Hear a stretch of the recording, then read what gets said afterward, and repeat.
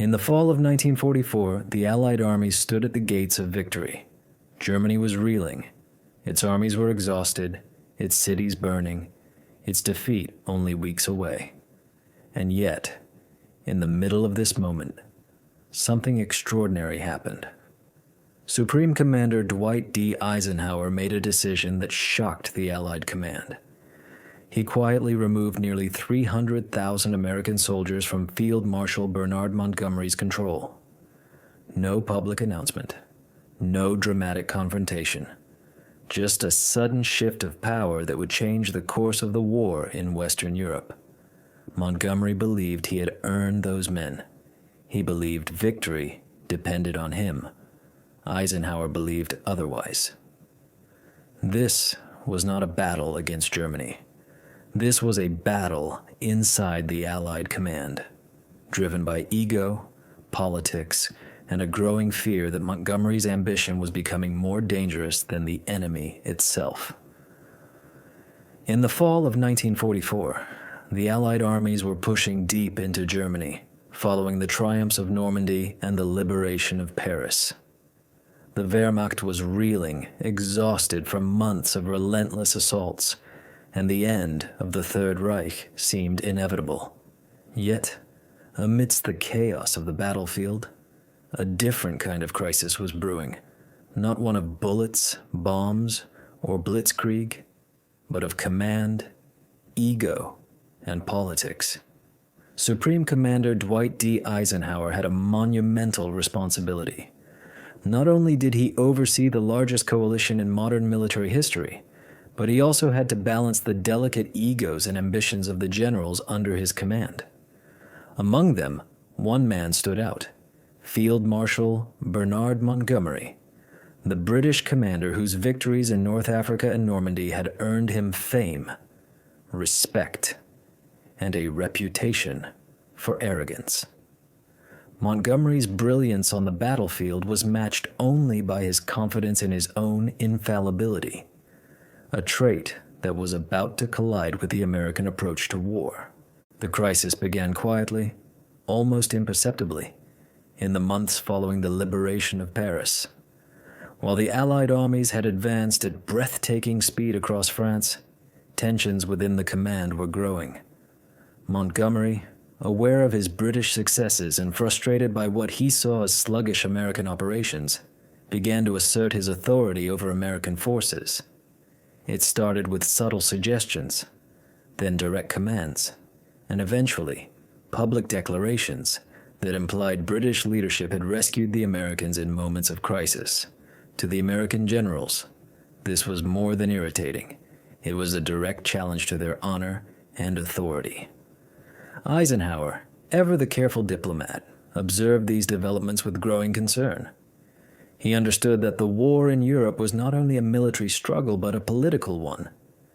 The alliance was fragile, a patchwork of nations united by necessity rather than affection. If Montgomery were allowed to continue claiming American victories as his own, the trust between the Allied commanders could fracture irreparably. Worse, Eisenhower feared that Montgomery's ego and ambition might start dictating strategy, putting the lives of hundreds of thousands of American soldiers at risk for the sake of personal glory. The tipping point came in early January 1945. Montgomery, emboldened by his previous successes, demanded permanent command over not one, but two American armies, the 1st and the 9th. This was a staggering request. Over 500,000 men, trained, disciplined, and already engaged in combat operations, were to be subordinated under a British commander for an extended campaign. Such a move would have given Montgomery unprecedented influence over the war effort, effectively sidelining Eisenhower's American generals, including Omar Bradley, Courtney Hodges, and William Simpson. The consequences of granting this demand were unthinkable. It would not only undermine American authority, but could destabilize the entire Allied coalition. Eisenhower did not act rashly. He convened private meetings with his closest advisors, analyzing every possible outcome.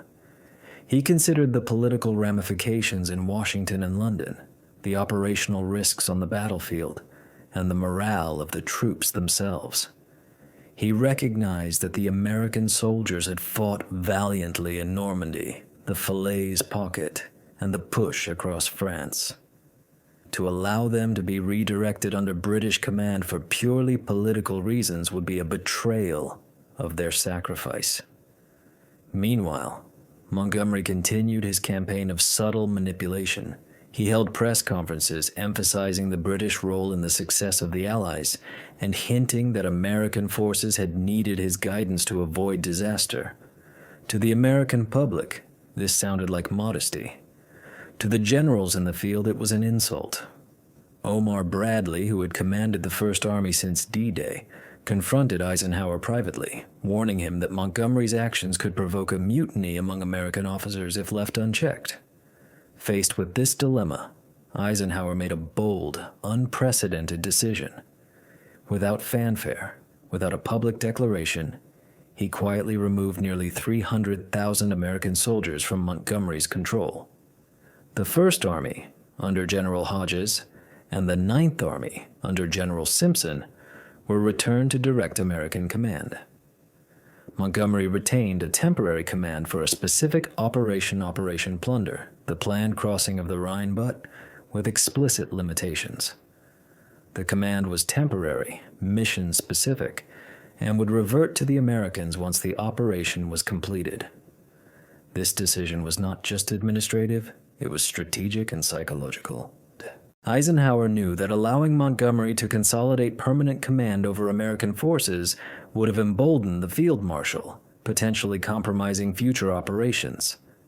By carefully crafting a compromise granting Montgomery limited authority for a specific mission while preserving American control over the bulk of their forces, Eisenhower maintained the delicate balance between British pride and American authority.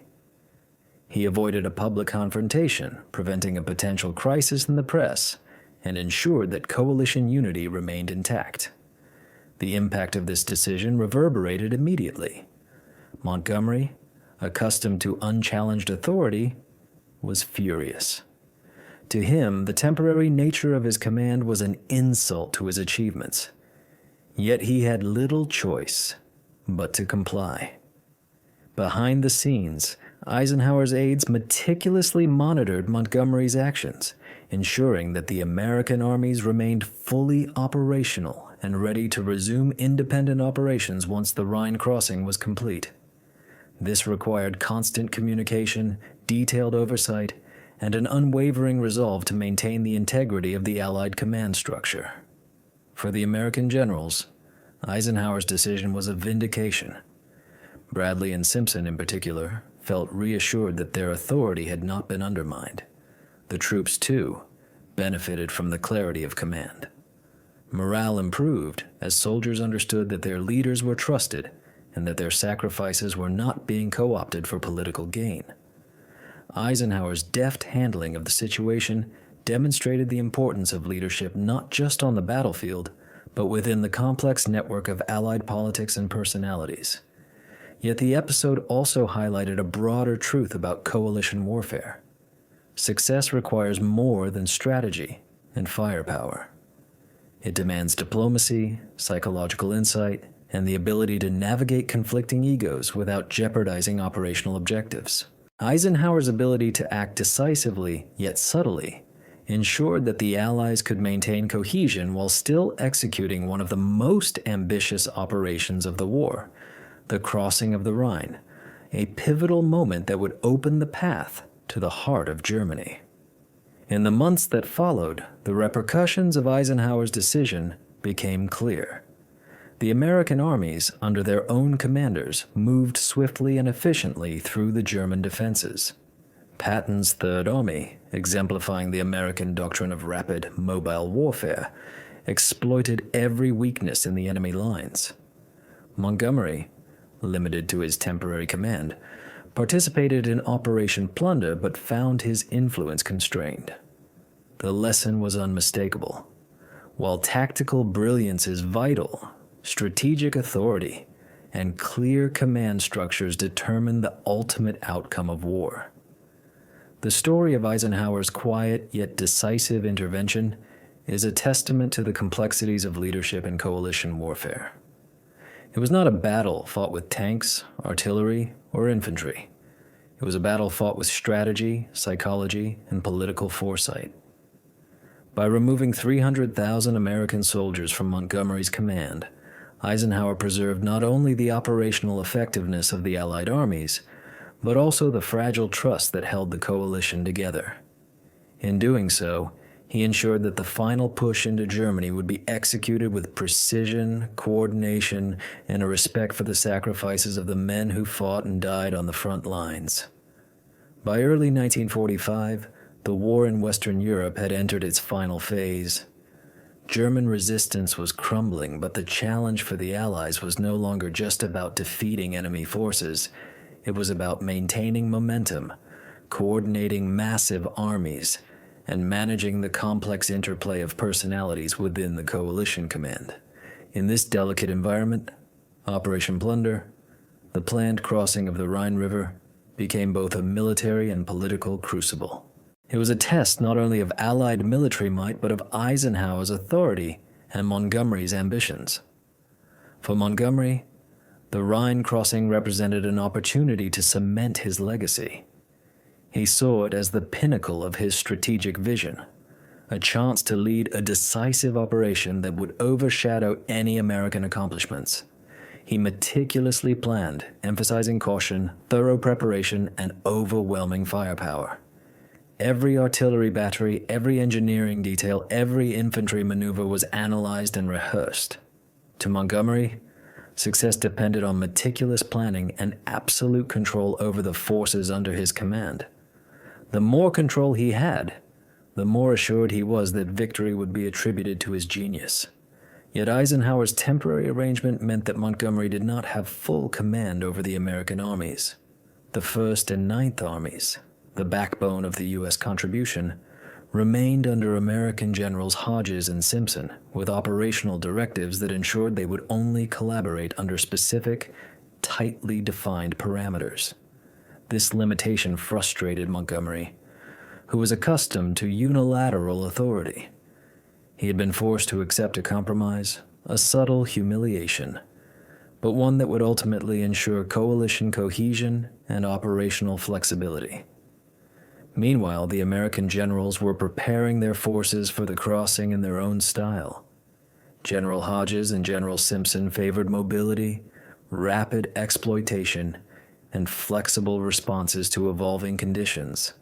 Their planning emphasized speed and initiative, reflecting the American doctrine that had proven so effective since Normandy. The Rhine, a formidable natural obstacle, required both engineering expertise and aggressive tactical maneuvering. Bridges had to be constructed under fire, riverbanks secured, and enemy fortifications neutralized, all while maintaining coordination with British and Canadian forces. As March 1945 approached, the stage was set for a historic convergence of strategies. Montgomery's careful, methodical approach collided with the American emphasis on speed and opportunism. The contrast could not have been more striking. Montgomery insisted on detailed briefings, multiple rehearsals, and incremental advances. The Americans, on the other hand, were ready to exploit any weaknesses as they appeared, willing to accept calculated risks to achieve rapid breakthroughs. This tension between doctrine's British meticulousness versus American mobility was emblematic of the broader challenge Eisenhower faced in managing the coalition.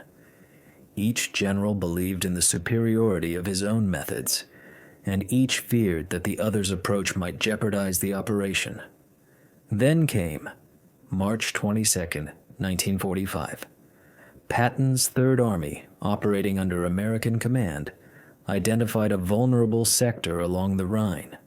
Observing the enemy's overstretched defenses, Patton seized the moment. Without waiting for elaborate planning or extensive coordination with Montgomery's forces, he launched an opportunistic assault. Tanks, infantry, and artillery moved swiftly across the river, exploiting gaps in German lines and securing a bridgehead in record time. Communication lines buzzed with urgent updates as Patton relayed his progress directly to General Bradley. "We've crossed," he instructed. "Inform Eisenhower immediately. The Rhine is ours before Montgomery even begins." This audacious move exemplified the American philosophy that had carried them across France: speed, aggression, and decisive action. For Montgomery, it was infuriating.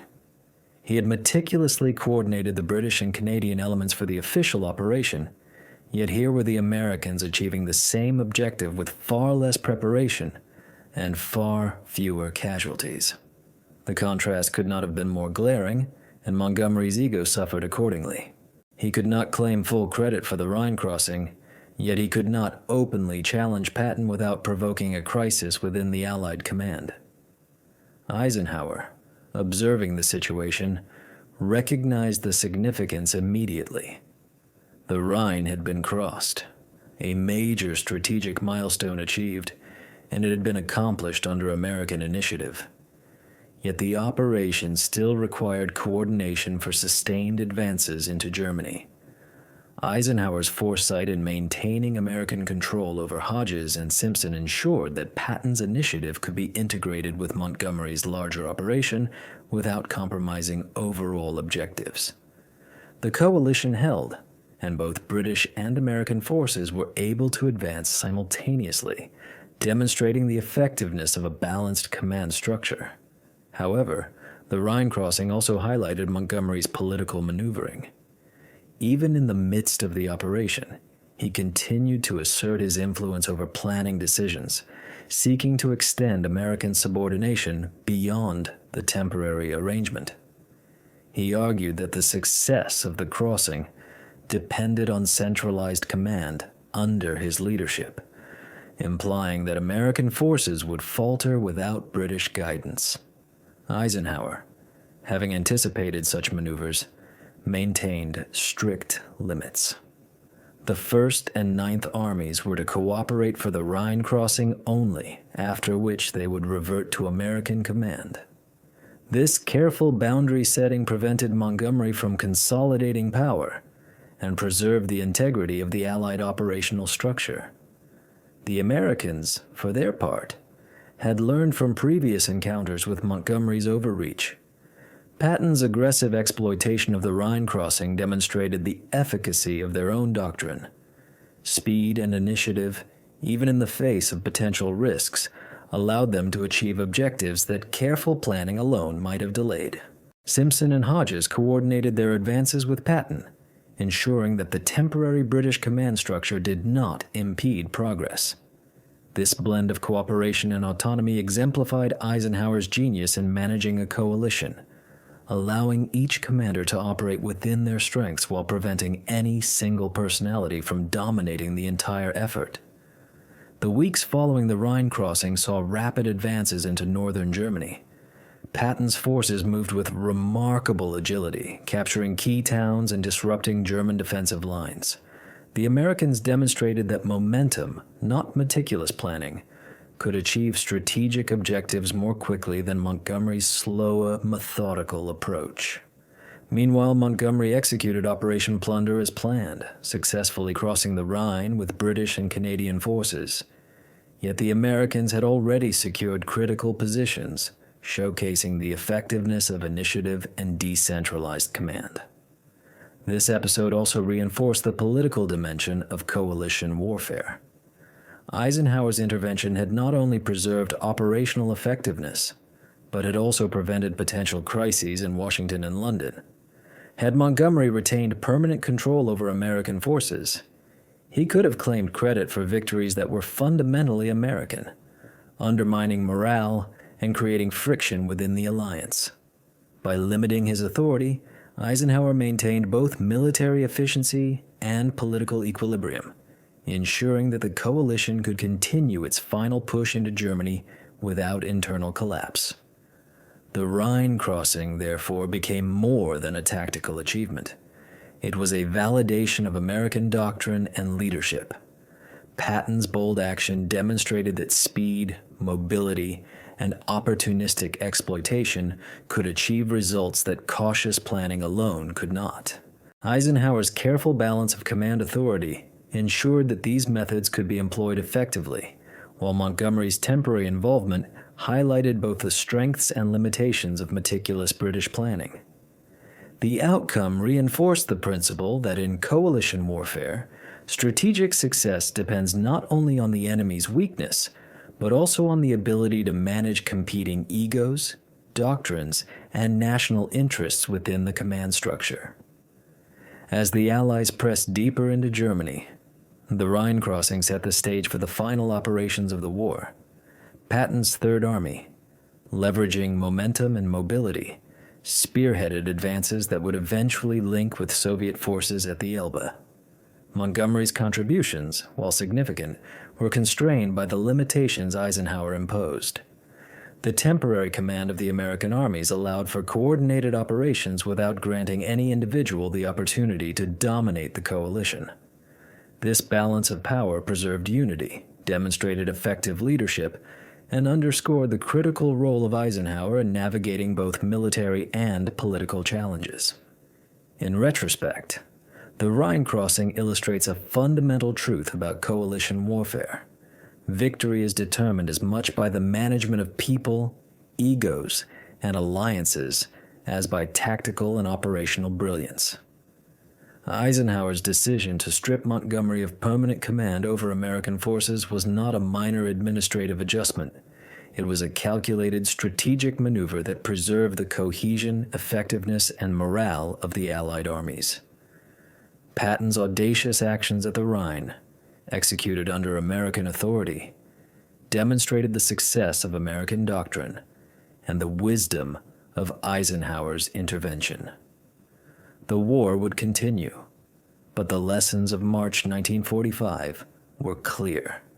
In coalition warfare, leadership, trust, and the ability to balance competing ambitions can be just as decisive as tanks, artillery, and infantry. Following the audacious crossing of the Rhine by Patton's Third Army, the dynamics of Allied command shifted dramatically.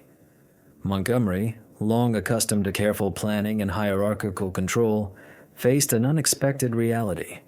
American forces under their own generals were demonstrating speed, initiative, and effectiveness that rivaled his meticulous preparations. His frustration was palpable. For months, he had envisioned himself orchestrating a grand, unified push into northern Germany, claiming both glory and strategic dominance. Yet, Eisenhower's intervention had curtailed his authority, ensuring that American armies remained under American command even during critical operations. The tension between Montgomery and the American generals, particularly Patton, Hodges, and Simpson, reflected deeper issues of doctrine and personality. Montgomery's approach emphasized layered defenses, overwhelming artillery, and slow, deliberate advances.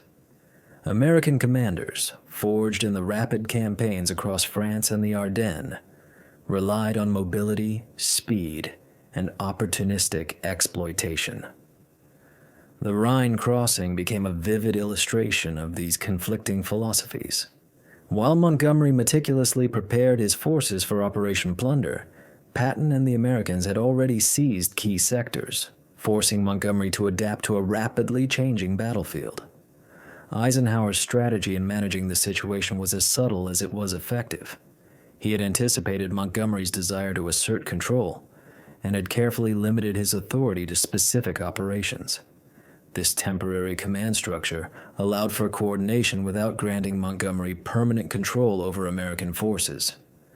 By doing so, Eisenhower preserved the operational flexibility of the U.S. armies while avoiding public confrontation with the British general. In coalition warfare, such political and strategic foresight was as critical as battlefield success. The American forces, invigorated by the freedom to act decisively, pressed forward into northern Germany. Patton's rapid advances disrupted German defensive lines, capturing towns, bridges, and critical supply points. Meanwhile, Montgomery executed his planned operations, ensuring the British and Canadian forces maintained pressure from the north. The dual advance demonstrated the effectiveness of Eisenhower's balance. Each commander could leverage his strengths, yet neither could dominate the coalition or claim disproportionate credit. However, the Rhine crossing and its aftermath also exposed the fragility of alliances built on personality as much as strategy. Montgomery's ego and desire for recognition created ongoing friction. He attempted to extend his influence beyond the agreed-upon boundaries, subtly undermining American operational independence. Reports reached Eisenhower that Montgomery was hinting to British political leaders that American successes were contingent on British guidance. Such maneuvers, though not overtly insubordinate, threatened coalition cohesion and risked eroding trust among commanders. Eisenhower responded with measured authority. He reinforced the temporary nature of Montgomery's command, emphasizing that American armies would revert to their own generals following specific operations. This clarity was essential not only for operational planning, but for morale. American soldiers, having suffered enormous losses in the Ardennes and previous campaigns, needed to know that their efforts would be directed by commanders accountable to their own chain of command. Patton, Hodges, and Simpson could focus on exploiting German weaknesses without political interference. As the Allies advanced, the operational and strategic lessons of the Rhine crossing became increasingly evident. Speed and initiative proved decisive. Patton's opportunistic attack achieved objectives that meticulous planning might have delayed. Yet the operation also underscored the importance of coalition management. Eisenhower's ability to mediate between egos, doctrines, and national interests ensured that tactical success translated into strategic advantage. The crossing was more than a river assault. It was a demonstration of American operational philosophy validated against the structured, methodical approach of Montgomery. The political dimension of Eisenhower's decision cannot be overstated. By limiting Montgomery's authority, he prevented the British general from claiming undue credit for American victories. This maintained morale within U.S. forces and reinforced trust in American leadership. At the same time, it preserved the broader coalition, avoiding a rupture that could have delayed or derailed the final push into Germany. Eisenhower's balancing act required both firmness and diplomacy, demonstrating that leadership in coalition warfare is as much about managing relationships as it is about directing troops. In the weeks that followed, the Allies continued their advance into northern Germany.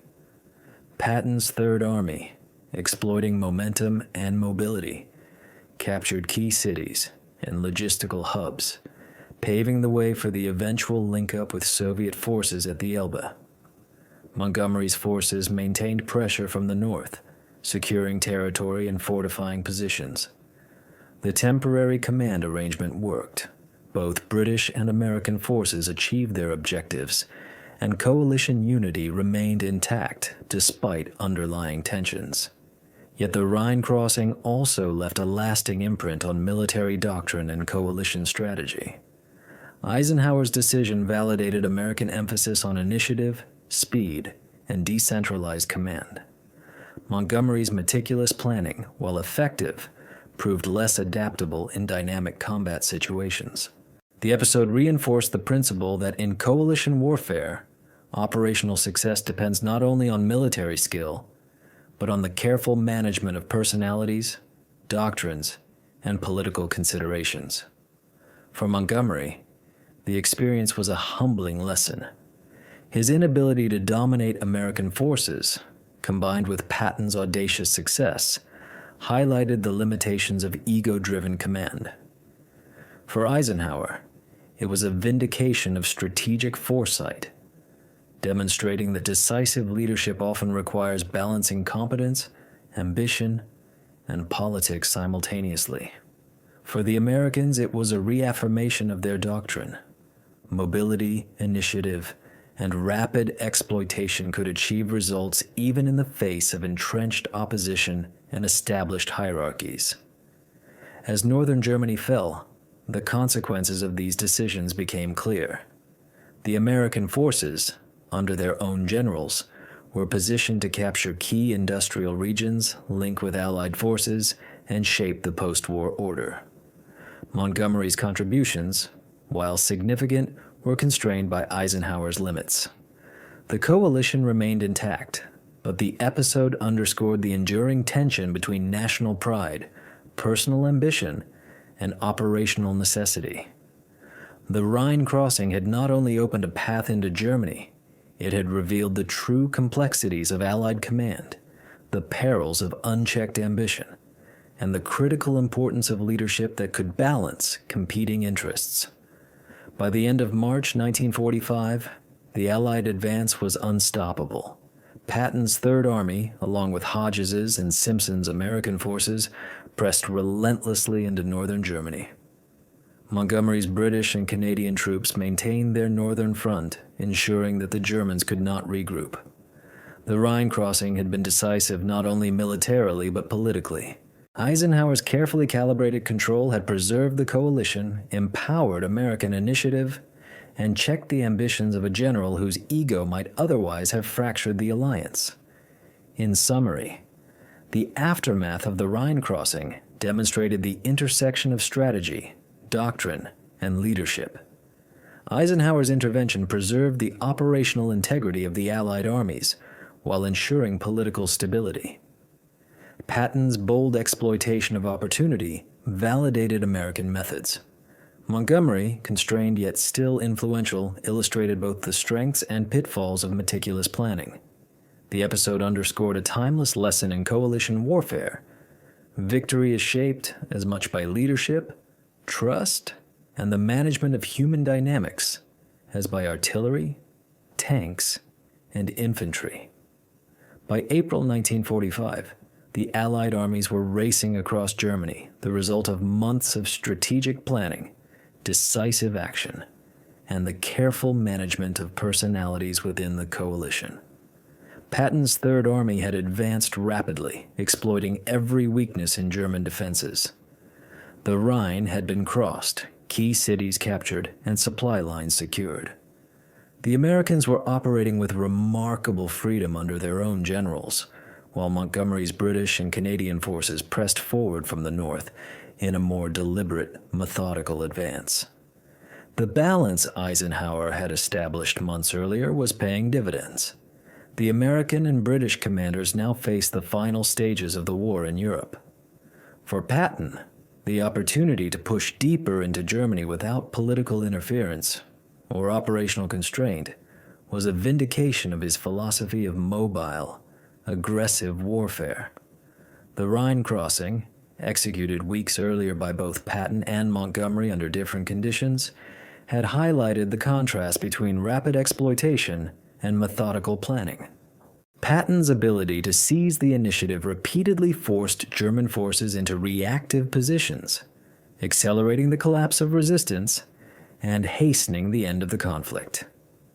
Montgomery, despite his meticulous planning and careful preparation for Operation Plunder, realized that his ambitions had been curtailed. Eisenhower's decision to return the First Army to American command and limit Montgomery's control over the Ninth Army after the Rhine crossing underscored a simple truth. Coalition warfare demanded compromise. National pride, operational freedom, and personality clashes could not dictate strategy. Montgomery's desire for glory had been tempered by the realities of Allied command, proving that even a brilliant strategist could be restrained when political and military priorities intersected. The American armies, particularly the 9th and 1st, now moved with remarkable cohesion and speed.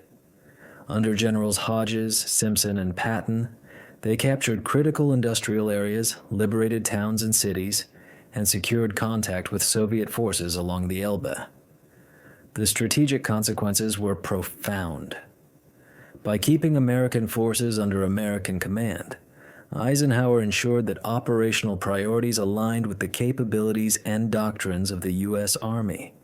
This decision prevented unnecessary delays, avoided friction with British and Canadian units, and preserve the morale and trust of American soldiers who had already endured immense losses. Patton's rapid advance also sent a clear message about the effectiveness of American doctrine. While Montgomery's methodical approach relied on careful logistics and overwhelming force, the American strategy emphasized mobility, flexibility, and the exploitation of enemy weaknesses. This approach allowed Patton's forces to reach objectives faster, minimizing exposure to entrenched German defenses and capturing critical positions before the enemy could respond. The contrast between the two approaches was stark and became a defining lesson in coalition command and operational planning. The final weeks of the war in Europe were shaped by these decisions. Montgomery's forces, operating within their northern sector, made steady progress, securing key areas and supporting the overall campaign.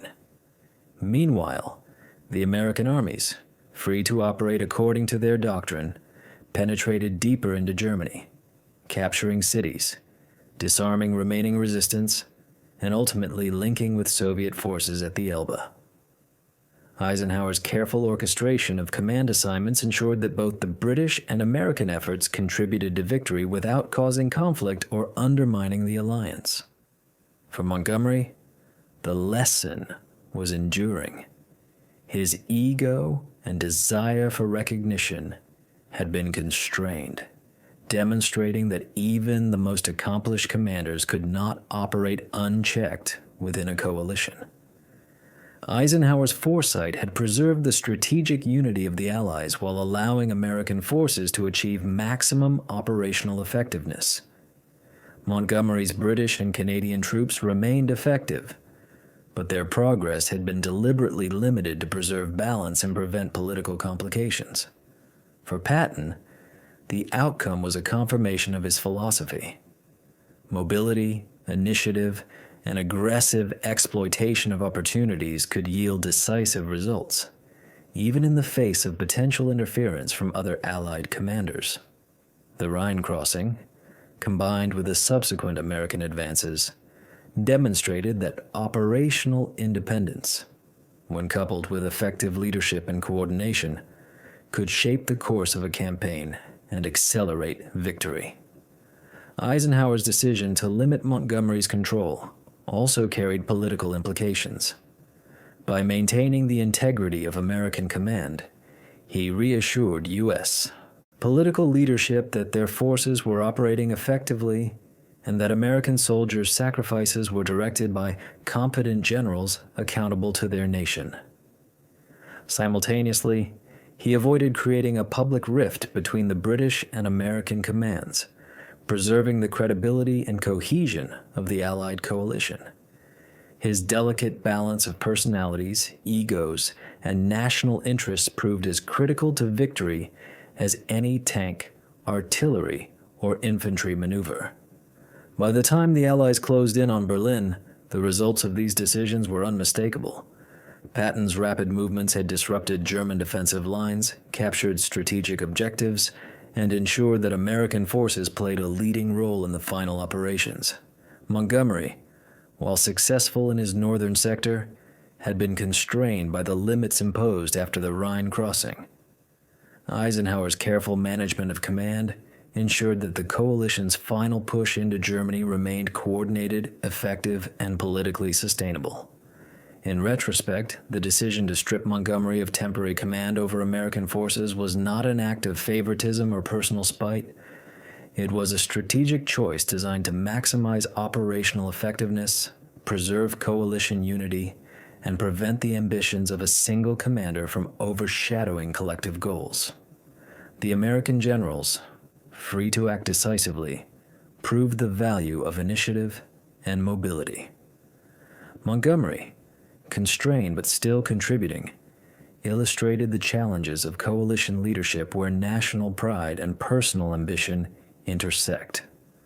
Ultimately, the final weeks of the war in Europe validated Eisenhower's judgment.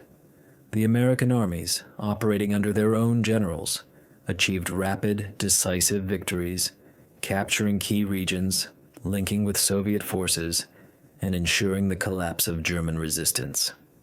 Montgomery's British and Canadian forces supported the effort, maintaining pressure from the north. Patton's Third Army exemplified the effectiveness of operational freedom, and the coalition remained intact despite underlying tensions. The lessons of this period resonate beyond World War II. Coalition warfare demands more than strategy and logistics. It requires careful management of personalities, national interests, and egos. Victory depends not only on the capabilities of armies, but on the wisdom of those who command them. Eisenhower's decision to limit Montgomery's authority, maintain American operational independence, and balance competing interests ensured that the Allied armies could achieve their objectives swiftly and decisively. By the spring of 1945, the war in Europe was effectively won. The Rhine had been crossed, Germany was collapsing, and American, British, and Canadian forces were advancing in coordinated complementary campaigns. Patton's speed and initiative had demonstrated the power of American doctrine. Montgomery's meticulous approach had reinforced the value of careful planning. Eisenhower's leadership had ensured that the coalition remained functional, cohesive, and politically stable. The temporary removal of nearly 300,000 American soldiers from Montgomery's command had not only preserved the operational advantage, but had shaped the final outcome of the war, proving that decisive leadership and the management of human dynamics are as crucial to victory as tanks, artillery, or infantry.